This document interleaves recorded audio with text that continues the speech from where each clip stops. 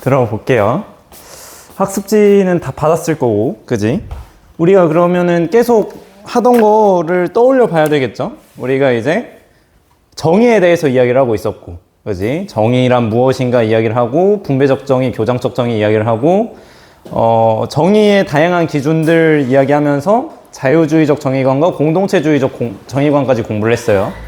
자, 우리가 지금 정의에 대해서 공부를 했는데, 그럼 그 마지막 단어는 뭐냐면, 이제 이 사회에 만연해 있는 다양한 불평등 현상이 있는데, 이거를 정의의 관점에서 어떻게 해결할 수 있겠는가? 어차피 이거 다 안 나와요. 제 얼굴만 나와요, 이제. 자, 어떻게 정의로운 사회를 만들 수 있겠는가? 이런 이야기를 할 겁니다, 이제. 그래서, 그럼 이 불평등한 상황 속에서 어떻게 정의를 적용을 해가지고 평등한 사회를 만들 수 있을까? 이런 이야기를 한다고 했잖아요. 그러니까 일단은 우리는 다양한 불평등 현상에 대해서 한번 살펴봐야 되겠죠. 네, 이건 이미 적혀져 있습니다. 다양한 불평등 현상. 자, 다양한 불평등 현상을 살펴볼 건데, 그럼 우리 사회에는 다양한 불평등 현상이 있죠. 대표적으로 사회불평등 현상이 있습니다. 사회불평등.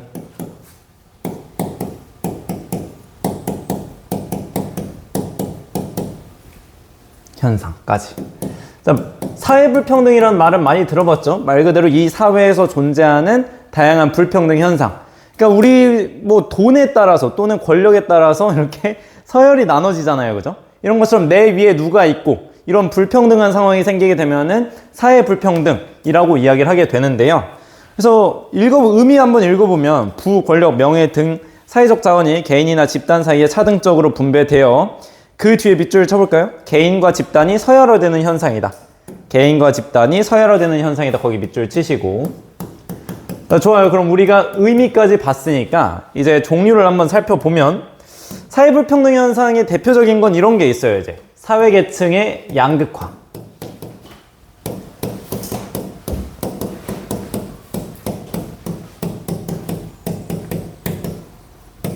자, 그러니까 우리가 사회불평등 현상이라는 것은 이 사회의 다양한 개인이나 집단들이 서열화되어 있는 현상이라고 얘기를 했잖아요. 서열화. 그러니까 그거를 상중 하층으로 우리가 나눌 수가 있어요. 상층, 중층, 하층. 그러니까 비슷한 생활, 비슷한 사람들끼리 층을 만들어 놓는 거죠. 이때 이 사회 계층이 양극화가 됐다는 소리예요. 자, 그럼 이게 양극화됐다는 소리는 무슨 의미겠어요, 이제? 자, 의미 한번 읽어보면 답이 나오죠. 상층에 부가 집중되고 하층이 많아지면서 중층 비율이 줄어드는 현상. 이 바로 사회계층의 양극화입니다. 거기 이미 써져 있죠. 그러니까 그 옆에 괄호 속에다가 이렇게 한번 적어 봅시다. 이제 중층 비율이 적어지는 현상이다. 제가 이제 공간이 부족해서 빈칸을 저렇게밖에 못 들어놨는데, 공간 부족하면은 그 괄호 위에다가 또 적어주세요. 중층 비율은 줄어들고 상층과 하층 비율은 늘어나는 현상. 이게 사회계층의 양극화입니다. 이제 계층이 말 그대로 상층과 하층으로 양극화가 되는 거예요. 중층은 쪼그라들면서. 그 그림을 그려보면 사회계층의 양극화, 여기 쓴 거 옆에다가 한번 그림 그려보세요. 이렇게. 아이고. 자, 그래서 여기 상, 중, 하 이런 식으로 이제. 그래서 상층과 하층의 비율이 높아지는데 중층 비율은 쪼그라들면서 중층이 아주 적은 이런 상태를 사회계층의 양극화라고 이야기를 합니다. 그러면은 중간층이 부족하면 뭐가 문제겠어요, 이제? 말 그대로 우리가 딱 우리 정치도 양극화가 됐잖아요. 아니 뭐 파란 쪽 아니면 빨간 쪽 이런 식으로 이게 양극화가 되어 있는데, 그러다 보니까 문제는 서로 중재가 안 되지. 서로 내 말이 맞고 쟤네는 그냥 적으로 보고 이런 상황이 된단 말이에요. 사회계층의 양극화도 그런 문제가 나온다는 거예요. 가난한 애들 입장에서는 저 상층 저 우리 착취해가는 놈 이런 식으로 하고, 상층은 저 가난한 것들 이러면서 막 그러면서 서로 싸우게 되는데, 그걸 조율해줄 중간층이 없어지니까 문제가 된다라는 거죠. 그죠? 이런 게 문제고요. 자, 그리고 그 원인은 한번 읽어보시고, 그리고 이 사회계층의 양극화 현상이 우리에게 가져다주는 영향이 또 한 가지가 있는데, 어떤 영향이 있느냐? 일단 계층 대물림 현상이 발생하게 돼요. 사회계층이 양극화가 되면은 계층 대물림 현상이 심해집니다.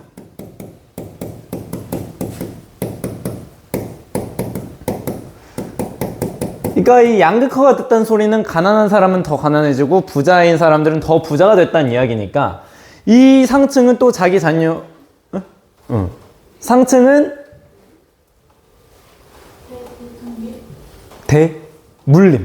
대물림 현상입니다.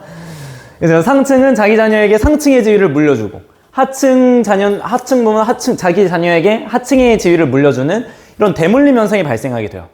그러게 되면은 옛날에는 내가 하층에서 태어났어도 열심히 노력하면은 중층도 갈 수 있고 상층도 갈 수 있었는데 이렇게 되면 문제가 올라가기가 쉽지 않겠지. 그러기 때문에 이제 폐쇄적 사회구조 형성에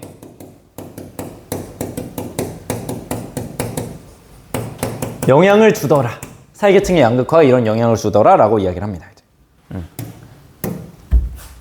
이게 첫 번째 사회계층의 양극화고요.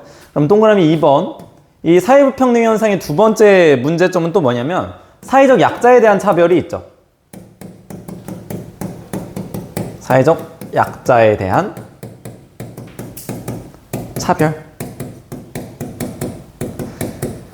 이게 우리가 사회적 약자라고 하면은 어떤 좀 불리한 위치에 있는 사람들, 예를 들면 장애인, 여성, 빈곤층, 성소수자, 다양한 이렇게 불리한 위치에 있는 모든 사람들을 전부 다 사회적 약자라고 이야기합니다. 사회적 약자.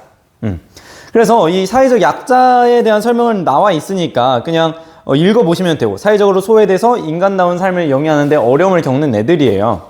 그래서 뭐 원인은 한번 읽어보시면 되는데, 뭐 장애인에 대한 편견, 성소수자에 대한 편견, 외국인 노동자에 대한 편견, 이런 것들이 사회적 약자에 대한 차별의 원인이 되겠죠. 자, 그럼 여기서 이게 중요하다기보다는 우리 저번 시간에 이제 사회적 소수자 공부를 했었잖아요.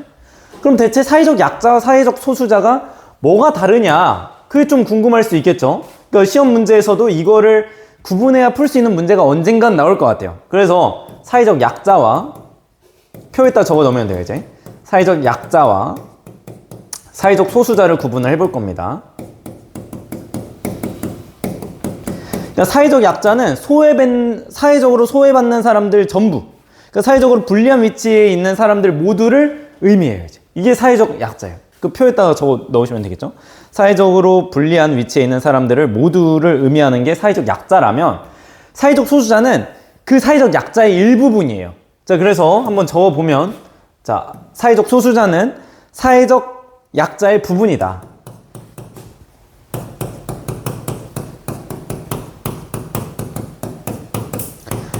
그러니까 사회적 소수자는 사회적 약자 중에서도 구별이 가능하고 집합적 정체성을 가지고 있는 사람들을 사회적 소수자라고 하는 거예요.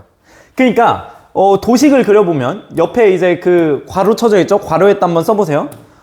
그러니까 사회적 약자의 부분이라는 소리는 이런 식으로 도식을 표현할 수 있는 거예요. 사회적 소수자는 사회적 약자에 포함되는 개념이다. 여러분 지금 집합 배웠나? 수학에서. 아직 안 배웠나요? 그러니까 이 표식은 사회적 소수자가 사회적 약자에 포함된다는 소리예요. 그러니까 어떤 의미인지는 도식을 통해서 그려줄게요, 제가. 자, 그렇다면 다시 한번 말하지만 사회적 소수자라고 하기 위해선 뭐가 있어야 된다고? 사회적 약자 중에서도 나는 차별받는, 우리 사회적 소수자 조건 4가지 기억을 해보죠. 구별 가능성, 사회적 차별, 권력의 열세, 그리고 집단 정체성이 있었죠. 나는 차별받는 집단이야 라고 하는 그 생각, 그 집단 정체성을 갖추고 있어야 됩니다.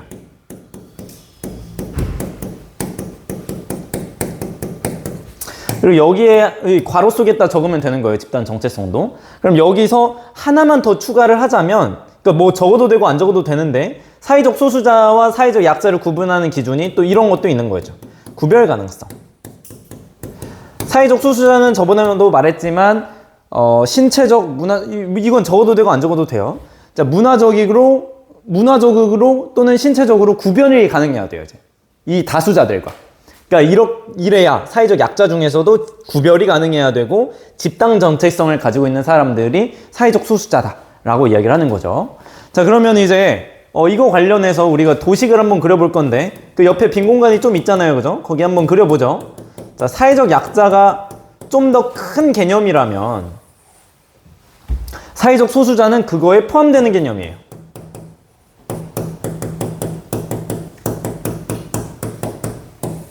그러니까 우리가 사회적 약자, 사회적 소수자라고 하면은 흔히 생각하는 사람들이 뭐 이제 장애인, 그지? 이분들은 이제 사회적 소수자이면서 사회적 약자지, 이제. 또 성소수자, 그지? 사회적으로 불리한 위치에 있으면서 집단 정체성도 가지고 있고 구별도 가능해요, 이제. 그러니까 신체적으로만 구별 가능한 게 아니라 문화적으로도 구별 가능하잖아요, 그죠? 문화적으로 구별 가능한 사회적 소수자잖아요, 그죠? 성소수자는 문화적으로 구별이 가능하지. 그리고 그지? 그렇기 때문에 여기 사회적 소수자에 들어가는데, 그럼 여기서 중요한 건 사회적 약자지만 사회적 소수자가 아닌 애들이 누가 있냐 이거죠. 뭐 저소득층이 여기 들어갈 수 있는 거예요, 이제. 저소득층.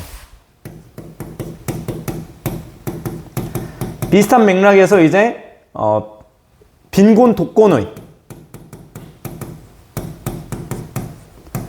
그리고 뭐 여기 소년 소녀가장,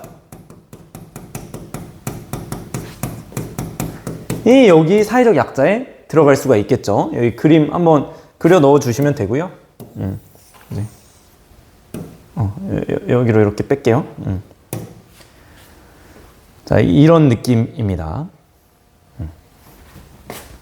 그래서 결국에는 사회적 소수자는 사회적 약자에 포함된다라는 이 포함 관계, 그림을 그려보면 이렇게 된다라는 거예요. 이제. 사회적 소수자는 사회적 약자에 포함되는 개념이다.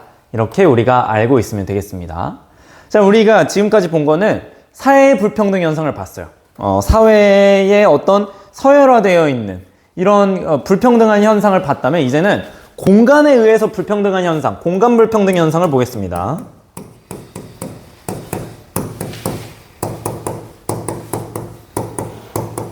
자, 공간 불평등 현상. 자, 큰 2번이죠, 그죠? 의미는 읽어보면 알겠죠, 그죠? 지역 간에 자원이 불균등하게 분배돼서 격차가 발생하는 현상이고, 자, 그럼 이 공간 불평등 현상의 원인이 가장 중요합니다, 여러분들. 원인. 이런 공간 불평등 현상, 우리나라에서는 왜 이런 공간 불평등 현상이 발생했을까? 우리나라 같은 경우에는 빠른 성장을 해야 됐었잖아요, 그죠? 1970년대부터 2000년대 초반까지 빠른 성장을 위해서 거점을 세웠어요, 이제. 그러니까 균등하게 발전하면 좋지. 그러면 근데 시간이 너무 오래 걸리니까 빠르게 발전하기 위해서 거점을 세워서 성장 거점,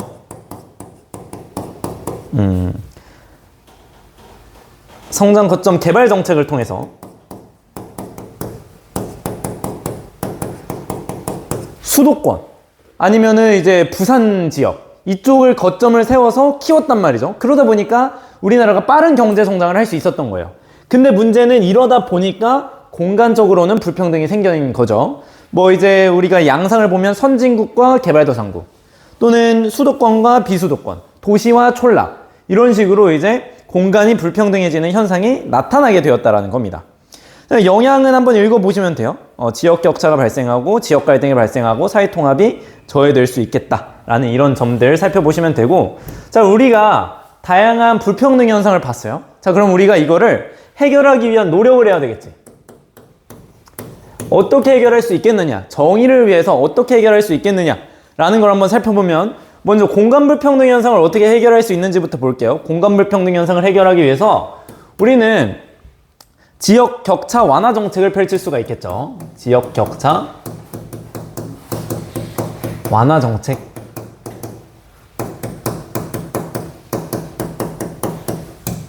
지역 격차 완화 정책.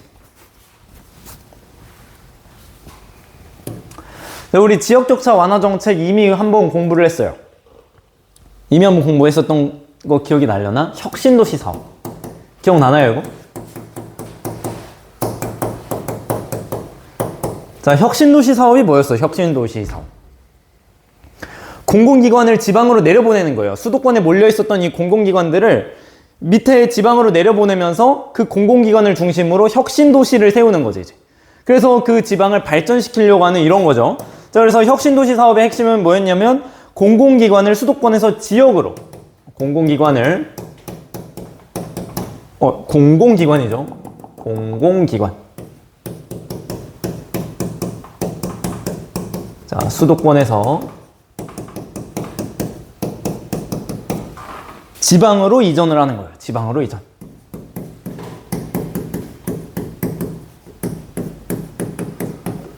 이걸 통해서 그 지방이 혁신도시를 중심으로 클 수 있도록 이런 식의 제도를 펼친 것이 바로 혁신도시 사업이 되는 것이죠. 자, 그럼 두 번째, 공공기관만 내려가서는 이런 격차가 해결되지 않을 거 아니에요. 그러니까 이제 기업을 지방으로 갈 수 있도록 유도를 해야 되겠죠. 기업의 지방 이전을 유도하더라.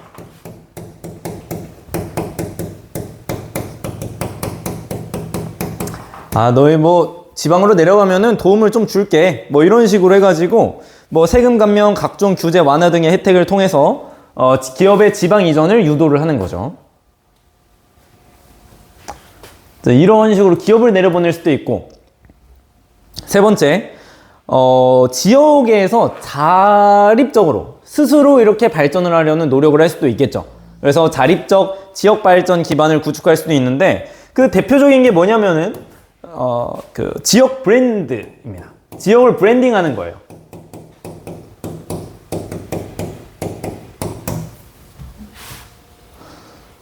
지역을 브랜딩함으로써 그 지역의 매력을 높이고 또 이런 이 브랜드를 통해서 브랜드 가치를 높임으로써 이 지역 한번 놀러 가보고 싶다.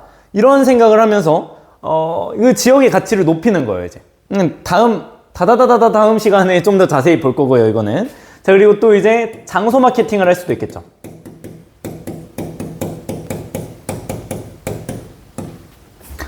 예를 들면 이제 우리 전주의 한옥마을 이런 것들, 김제의 지평선 축제 이런 것처럼 그 장소를 이용한 마케팅을 할 수도 있어요.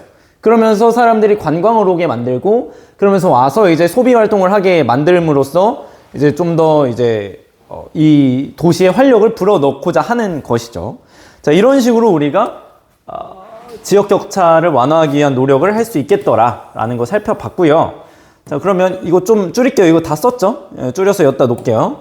자, 그럼 이제 지역 공간 불평등 현상을 어떻게 해결할 수 있는지를 확인을 했습니다. 그럼 이제부터는 사회적 약자에 대한 차별을 어떻게 해소할 수 있을까? 이걸 한번 살펴보면 이제 큰 2번 적극적 평등 실현 조치를 할 수가 있습니다.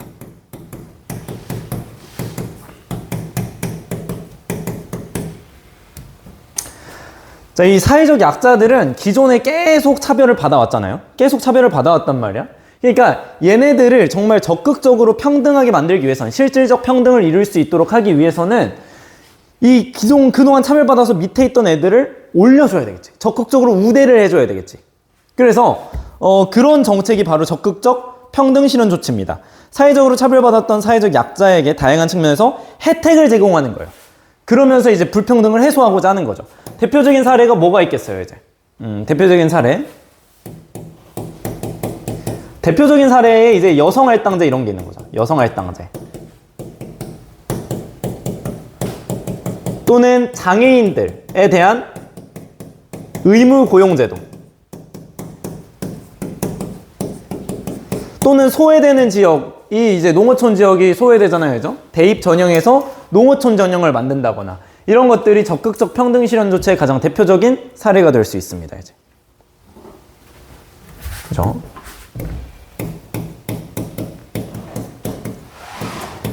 자, 그러면 이렇게 적극적 평등 실현 조치를 하게 된다면 어떤 게 기대가 될까요? 사회적 약자들은 그동안 불평등했어요. 그치? 차별을 받아왔단 말이야. 근데 이런 적극적 평등 실현 조치를 하게 됨으로써 이 사회적 약자, 소외받던 약자들이 실질적인 평등을 누릴 수가 있게 되겠죠. 그래서 사회적 약자에 대한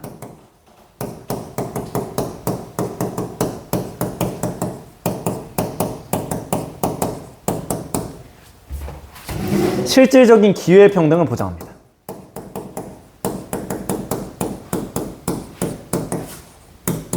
다 쓸 수가 없겠네? 평등 보장. 자, 이렇게.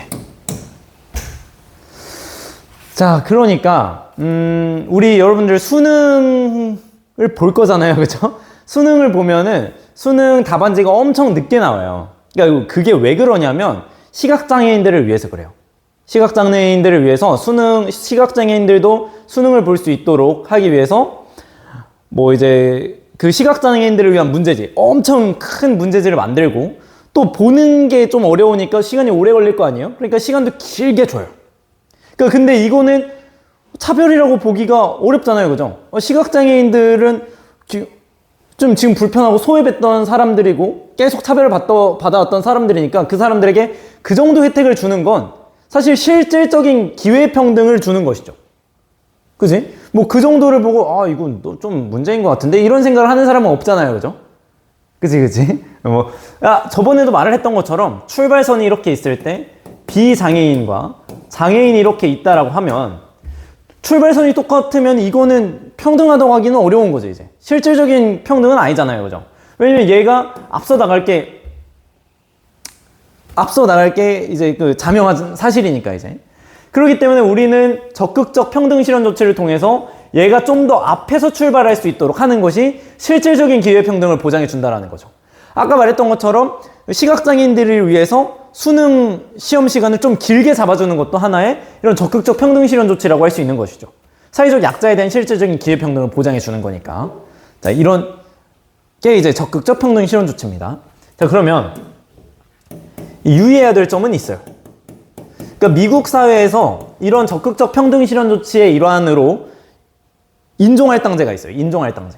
인종할당제가 있는데 문제는 그러다 보니까 문제가 뭐냐면 백인 남성이 이제 81점을 받고 떨어졌어요. 근데 흑인 여성이 79점을 맞았지만 인종할당제로 합격을 했어요. 어떤 대학에 이제. 그러면 이 백인의 입장에서는 아 이거 차별 아니야? 과거에 차별받던 건, 그러니까 얘네를 차별했던 건 과거의 백인인데 왜 내가 이렇게 역으로 차별을 받아야 돼? 라고 하면서 역차별 논쟁이 발생할 수 있습니다. 역차별 문제. 그렇기 때문에 우리가 이 적극적 평등 실현 조치를 하겠다라고 한다면 이 사회적인 합의가 필요한 거죠. 사회적인 합의가 우선시 되어야 이 적극적 평등 실현 조치가 성공적으로 될 수가 있을 겁니다. 자, 그러면은 이제 노력 세 번째. 이제 이번에는 우리가 공간 불평등 현상을 해결하기 위한 노력받고 사회적 약자에 대한 차별을 해결할 노력을 봤으니까 사회계층의 양극화를 위해서 우리가 어떤 노력을 할 수 있을까? 그걸 한번 살펴보자고요. 자, 여기가 가장 중요한데 이게 사회복지제도입니다. 양극화를 해결하기 위해서 사회복지제도를 활용할 수가 있겠죠. 자, 사회복지제도의 의미는 이미 써져 있지만 빈칸을 한번 채워보면 사회복지제도는 이 사회 구성원들이 기본적 욕구를 충족할 수 있도록 사회적 지원을 제공하는 거예요. 그러니까 빈칸은 요거만 쓰면 돼요. 사회적 욕구 충족. 그러니까 결국에는 사회복지제도는 사람들의 기본적인 욕구를 충족시켜주는 거예요. 그 사람들의 기본적인 필요를 충족시켜주는 거라고. 그럼 분배적 정의에 따르면 이 사회복지제도는 어떤 기준으로 분배를 하는 거예요, 이제? 필요에 따라서 분배를 하는 거죠, 이거는. 그래서 필요에 따라서 분배를 하는 거라고 생각하시면 되겠고요. 자, 그러면, 자, 여기서 우리는 우리나라의 사회보장제도를 봐야 돼요.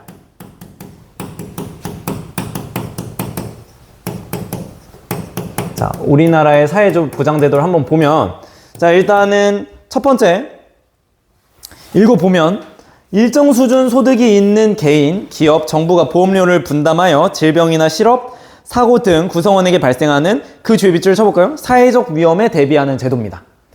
어떤 사회적 위험에 대비하는 제도를 우리가 보험이라고 들어봤나요? 보험. 내가 나중에 병에 걸릴 걸 대비해서 드는 게 보험이잖아요. 그죠? 그걸 국가에서 운영하는 보험이 바로 사회보험입니다. 사회보험은 사회적 위험에 대비하는 제도예요. 사회보험. 그럼 그 옆에 생활 유지 능력이 없거나 생활이 어려운 계층에게 국가가 전액 지원해서 최소한의 생활을 보장하도록 하는 제도. 그러니까 국가가 도와준대요. 그래서 국가가 도와준다 해서 공공부조입니다. 두 번째는. 이게 부조가 도와준다라는 의미예요. 돌 조자를 써가지고. 그래서 국가에서 도와준다 공공부조이고요. 자, 세 번째. 도움이 필요한 모든 국민에게 다양한 서비스를 제공한대요. 사회 서비스입니다. 사회 서비스 이런 식으로. 자, 그러면 이 셋을 우리가 구분할 수 있어야 돼요. 이 셋을 구분할 수 있어야 되는데, 자, 성격, 대상부터 한번 써보고. 자, 그러면 사회보험엔 성격이 어떤 것 같아요? 읽어보니까 사회적 위험에 대비하는 거예요. 아직 위험이 터지진 않았지만 내가 그 위험에 대비한대. 그러니까 지금 일이 터진 게 아니라 일이 터질 것을 미리 예방하기 위해서 하는 복지제도지. 그래서 사전 예방적 복지제도라고 이야기합니다. 사전 예방적 성격을 가지고 있다. 자, 공공부조는 이미 어려운 상황에 처해 있는 사람에게 도움을 주는 거예요, 국가가. 그러니까 이미 어려움이 터졌어요. 그래서 얘는 사후 처방적 성격이라고 합니다.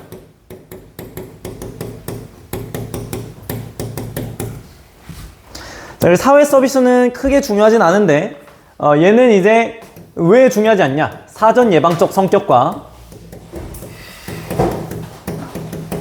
사후 처방적 성격이 모두 있어요.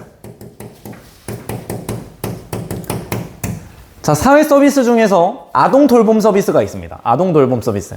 그러니까 이 아이를 돌봐주는 서비스잖아요. 그죠? 이 아동 돌봄 서비스는 목적이 이런 거예요, 이제. 이 아동의 일탈을 막고, 방치를 막고, 이 아동의 어떤, 학대를 막는 이런 사전 예방적인 성격이 있어요. 아동 돌봄 서비스. 자, 근데 이제, 사회 서비스엔 노인 돌봄 서비스도 있습니다. 장애인 돌봄 서비스도 있어요. 이 경우에는 이미 장애가 터졌어. 노령이 진행됐어. 그지? 그러니까 그런 사람들을, 그러니까 이미 일이 터졌으니까 돌봐준다라는 의미로 본다면 사후 처방적인 성격도 있는 거예요. 두 가지 성격이 모두 공존하고 있다라는 거 정도 확인을 하시고요. 자, 그러면 이제 대상을 보면 사회보험은 여러분 국민연금이라고 들어봤죠? 국민연금, 고용보험 이런 것들이 다 여기 사회보험에 속합니다.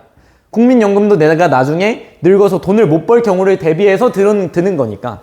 그래서 여러분 들어왔죠? 국민연금 논쟁. 왜 우리가 가입해야 하나요? 뭐 청년들이 막 이런 뉴스 혹시 본 적 없나? 그치? 그런 걸 보면 알겠지만 사회보험은 모든 국민이 가입해야 돼요.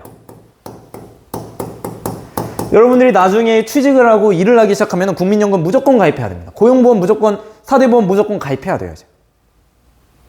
그래서 이 모든 국민이 강제적으로 의무 가입을 해야 됩니다. 그래서 강제 가입, 의무 가입 의무 가입의 원칙이에요. 이제.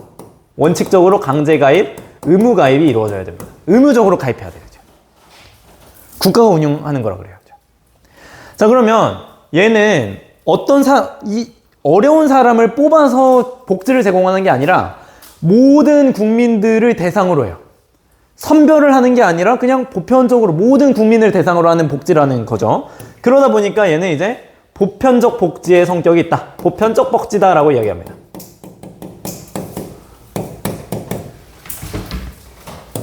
자, 그럼 이번에는 공공부조를 보면 국가에서 도움을 주는 거예요. 어떤 사람들에게? 생활무능력자에게 도움을 주는 거예요. 그러니까 그러면 생활무능력자인지 어떻게 알아요? 국가가 대상자를 선정을 하는 거지, 이제. 국가가 조사를 통해서 이 대상자를 선정을 합니다. 그러기 때문에 사회보험처럼 그냥 뭐 신청하지 않아도 복지를 제공해 주는 것이 아니라 무조건 가입을 시키는 것이 아니라 생활무능력자 중에서 국가에서 뽑아서 복지를 제공해 준단 말이야. 그러니까 얘는 선별적 복지의 특징이 있다라고 합니다. 선별적 복지입니다. 모든 사람에게 제공해주는 복지가 아니라 생활무능력자를 뽑아서 선별해서 복지를 제공하는 것이기 때문에 선별적 복지예요. 이제. 자, 얘는 사회서비스는 뭐 역시 대상까지는 별로 중요하지 않아요. 어머, 이거 갑자기 왜 이래? 도움이 필요한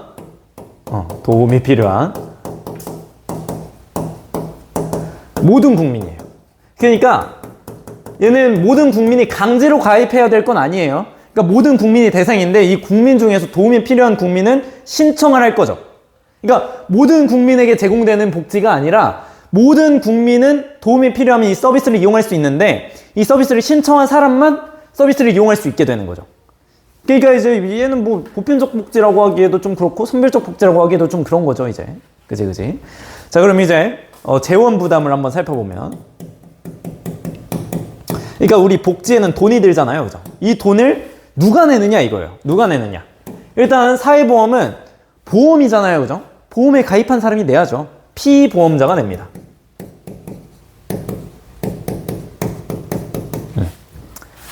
자, 근데 이제 국가에서 운영하는 보험이잖아요. 사회보험은. 국가에서 운영하는 보험이기 때문에 국가는 피보험자, 취직하면은 피보험자도 보험료를 내야 되고 그 피보험자가 일하고 있는 그 기업의 기업주 또 내야 되고 국가도 같이 내줍니다. 그래서 이제 이게 사회보험이 우리나라의 사회보장제도라고 할 수 있는 거죠. 이제. 그래서 이제 피보험자, 기업주, 국가가 공동으로 부담해요. 여러분들이 나중에 나이 들어서 일하기 시작하면은 이 국민연금이 이런 거구나. 4대 보험에서 피보험자와 기업주와 국가가 같이 낸다는 게 이런 거구나. 이걸 확인할 수 있을 거예요. 피보험자도 보험료를 부담하지만 내가 취직한 그 직장의 사장님도 같이 보험료를 내야 되고 국가도 거기에 더 얹어준다라고요. 그래서 나중에 뭐 사고가 나거나 뭐 이럴 경우에 뭐 이렇게 돌려받을 수가 있는 거죠. 자, 어쨌든 그럼 이 사회보험으로 인해서 수혜를 받는 사람이 결국 피보험자죠. 보험이 든 사람이 나중에 진짜 사회적 위험이 터졌어. 그러면은 이 보험료 받잖아요? 그러니까 얘가 수혜자잖아, 피보험자가. 그지? 근데 수혜를 받는 사람이 비용도 내네. 그지? 자, 그래서 수혜자가 비용을 부담한다. 비용 부담자라는 이런 특징이 있어요. 수혜자가 비용을 부담한다. 수혜자와 비용 부담자가 일치한다 라고 하는 특징이 있는 거죠. 자, 그럼 두 번째, 공공부조는 국가가 도와주는 거라고요. 국가가 도와주는 거. 그래서 전액 국가가 부담합니다. 전액 국가가 국민이 낸 세금으로 국가가 부담을 해주는 거예요. 이제. 자, 그러다 보니까 수혜자의 부담은 있어 없어? 수혜자의 부담은 없죠. 국가가 다 내주니까. 그지? 수혜자 부담은 없습니다.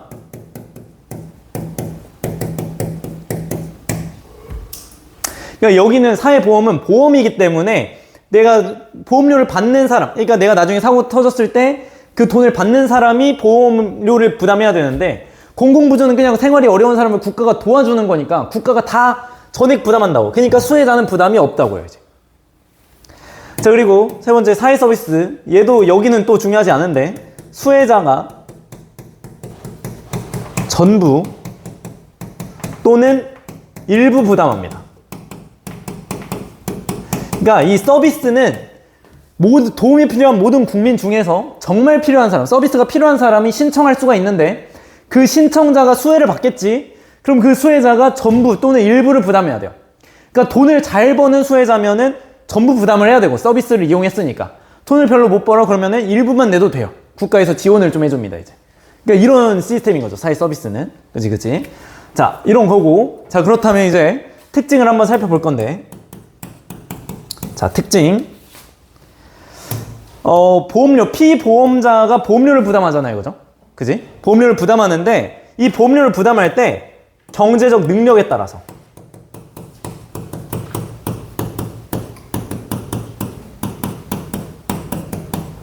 보험료를 부담합니다. 보험료 부담. 보험료 부담.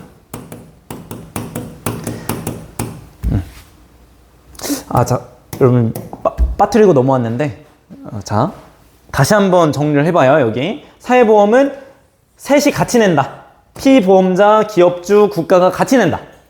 공공부조는 국가가 내준다. 국가가 세금으로 지원을 해준다.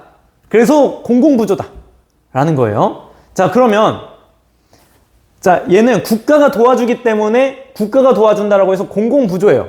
사회보험은 피보험자가 돈을 내요. 보험에 가입한 사람이 돈을 내요. 근데 보험을 가입한 사람이 여러 명이잖아? 그러니까 이 여러 명의 피보험자가 돈을 모으는 거예요. 돈을 모아서 나중에 뭔 일이 터지면은 그 모은 기금을 받는 거예요. 그러니까 이거는 사회보험의 시스템은, 보험의 시스템 자체가 서로 돕는 거지. 그러지 않나요? 서로 돕는 거잖아. 보험에 가입한 사람들이 다 돈을 모아. 그러니까 뭐 A, B, C, D, E 여러 명이 있는데 얘네가 다 돈을 모아. 근데 A가 다쳤어. 그럼 그 기금을 A한테 주는 거잖아요. 그죠? 그러니까 서로 돕는 구조라고. 그러니까 얘는 서로 돕는다 해서 상호부조라고도 불립니다. 얘는 국가에서 돕는다 해서 공공부조인 것이고. 그지? 여기 상호부조 쓰세요, 이거? 쓰셔야 돼요, 이거? 상호부조. 방금 썼습니다, 상호부조. 자, 그럼 다시 넘어와서. 좋아요. 이제 상호부조를 하는데, 이 보험료를 수혜자가 부담한단 말이에요. 이때 보험료를 부담할 때 경제적 능력에 따라 보험료를 부담해요. 많이 벌면 많이 벌수록 보험료를 많이 내. 많이 벌면 많이 벌수록. 그럼 조금 벌면 조금 내죠, 이제. 자, 그러기 때문에 근데 이제 많이 벌면 많이 내고 조금 벌면 조금 내는데 근데 내가 나중에 위험이 터졌을 때 받는 돈은 똑같아요. 그치? 그러면 이게 결국에 소득 재분배가 이루어지는 거죠, 이제. 그래서 소득 재분배 효과가 있다. 이게 중요한 특징입니다, 이제. 그러니까 부자는 많이 내고 가난한 사람은 조금 내. 근데 부자나 가난한 사람이나 위험이 터지면 받는 돈은 똑같아. 그러면은 결국에는 부자가 더 내는 시스템인 거잖아요, 그죠? 받는 건 똑같은데 부자가 더 내는 시스템이니까 부자한테 있던 부가 가난한 사람한테 오는 이런 형태죠, 그죠? 그러니까 소득 재분배 효과가 있다라는 거죠, 이제. 자, 그리고 자, 그럼 공공부조는 어때? 소득 재분배 효과 어때? 얘 있어 없어? 국가가 그냥 가난한 사람 도와주는 거라니까, 이제. 없어요.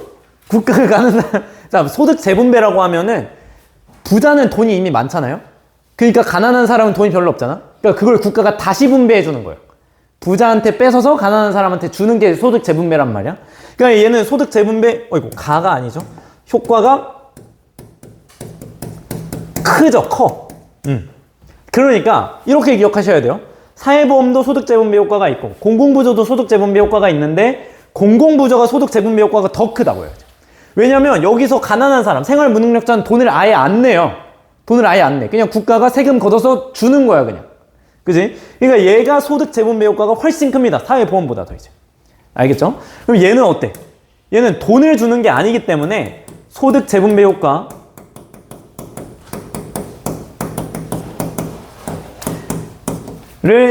기대하기가 어렵습니다. 그러니까 없다고 하진 못하겠어요. 왜냐면 이러니까. 수혜자가 돈 많이 벌면 전부 서비스료를 내지만 돈이 별로 없으면 일부만 부담할 수 있도록 해주니까 없다고는 못하지만 정말 미미하다. 소득 재분배 효과를 기대하기 어렵습니다. 자, 왜 그러냐? 사회보험이나 공공부조는 둘 다 돈으로 지원을 해준다고요. 금전 지원. 얘는 전부 다 돈으로 지원을 해줘요. 그러니까 소득 재분배 효과가 있을 수밖에 없는 거지. 얘네들은 이제. 소득 재분배 효과가 얘는 있을 수밖에 없는 구조입니다, 이제.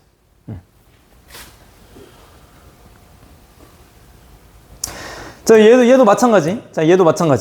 얘도 금전 지원이죠. 돈으로 주는 거잖아요, 그죠?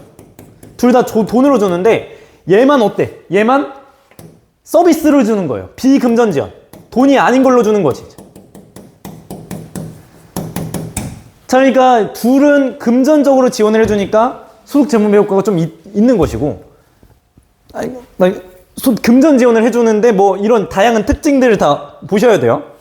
그러다 보니까 소득 재분배 효과가 있는데 얘는 이제 금전적으로 지원해주는 게 아니기 때문에 소득 재분배 효과가 기대하기가 상당히 어렵더라 라고 확인하시면 되고, 자, 마지막 운영 주체. 이게 상당히 여러분 선배들 사회문화에서는 약간 까다롭게 나오는 주제이기도 한데, 자, 보면 사회보험은 어때요? 운영 주체가 어떻게 돼? 내가 국가가 운영하는 거라 그랬죠. 그 잘 기억하셔야 돼요. 국가가 운영하는 겁니다. 그러니까 여러분들이 간혹 헷갈려하는 경우가 있어. 피보험자가 보험료를 내니까 얘가 운영하는 거 아니에요? 그거 절대 아닙니다. 국가가 운영하는 거예요, 이 사회보험은. 국가가 운영하고 공공부조는 당연히 국가가 운영하겠지. 국가가 돈을 주는 건데, 이제. 그치? 당연히 국가가 운영하겠고, 지방자치단체 써져 있죠. 지방자치단체도 지원을 해줍니다, 이제.